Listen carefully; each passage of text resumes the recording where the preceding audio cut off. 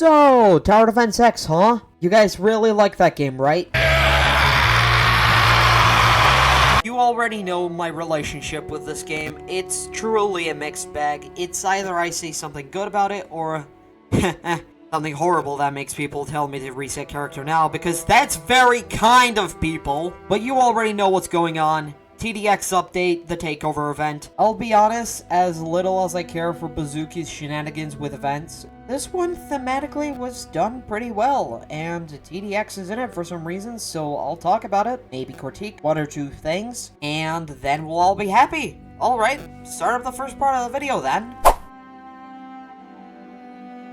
We're talking gameplay first, and honestly, as much as this event is catered towards casual players, the only real critique that I can give it is the fact that none of the two main mechanics that make this game unique from every single other tower defense game are not present. They just remove these mechanics, and I feel this wasn't the TDX developers doing this purely to give the casual players a little less challenge. Just Roblox playtesters again, since it's what they did for every single event in TDS. So I wouldn't be surprised if the TDX developers originally intended to put in both of these mechanics, but the Roblox playtesters are genuinely so garbage at doing their own job that they had to remove them because it was too hard or something. This event does make it up in its so-called difficulty, which, if spamming 700 little goblins up my ass is a good way of ramping up the difficulty, then sure, I'll take the laziest ideas the developers got. The map itself is also pretty fun.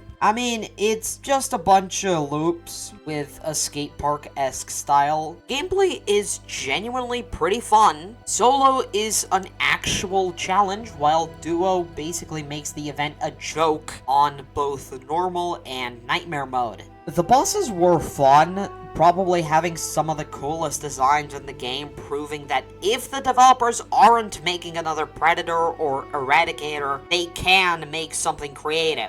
And that's exactly what I want to see more in this game. Actually creative and cool designs that line up with the military and war theming of the game. I asked and I received exactly what I wanted, so here I am thanking the developers on my knees that they didn't make another boring Eradicator. I mean, I guess they do reuse some enemies, but it isn't as bad as a certain blue corporate vermin. Oh fuck, my god! Asthma. One last thing before I go talk about the tower. I genuinely loved the fake out death of the final boss. It was so fucking cool and actually caught me off guard. And the fact that the final boss, the Slime King, is possibly a direct reference to an enemy in a concept for a Tower Battles game mode is so nice to see. I can actually give props to the developers for that, because it took me a few hours after beating the mode to realize that.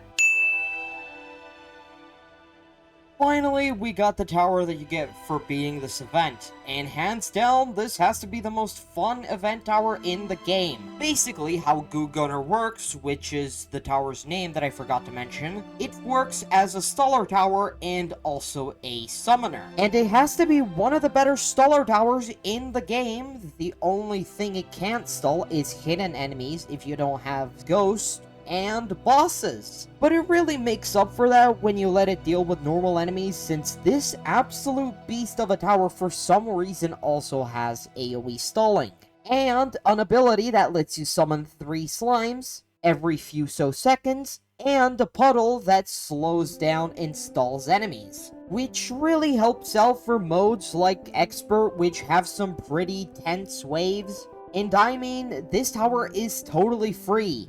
You can get it from both easy mode and nightmare mode. I don't have much else to say, so, to give this video some kind of conclusion, I think that the event that the TDX developers made is quite frankly amazing, and I have no issues with it. Besides the fact that Tower Death and Line of Sight aren't present, even though there are many factors to prove that these mechanics were going to be put into the event to give new players a taste of what's to come if they stick around after the event ends. Which I guess if they didn't use the mechanics on normal mode, that would be forgivable, but Nightmare Mode should have had the mechanics there. Nobody will tell me otherwise. But besides that, the developers added a really fun and strong tower that can be really useful as a staller tower that doesn't have an immunity for it yet. And I sure hope that it stays that way, since if an immunity is added to counter this tower, then that's basically going to make the tower useless. And overall, the map was,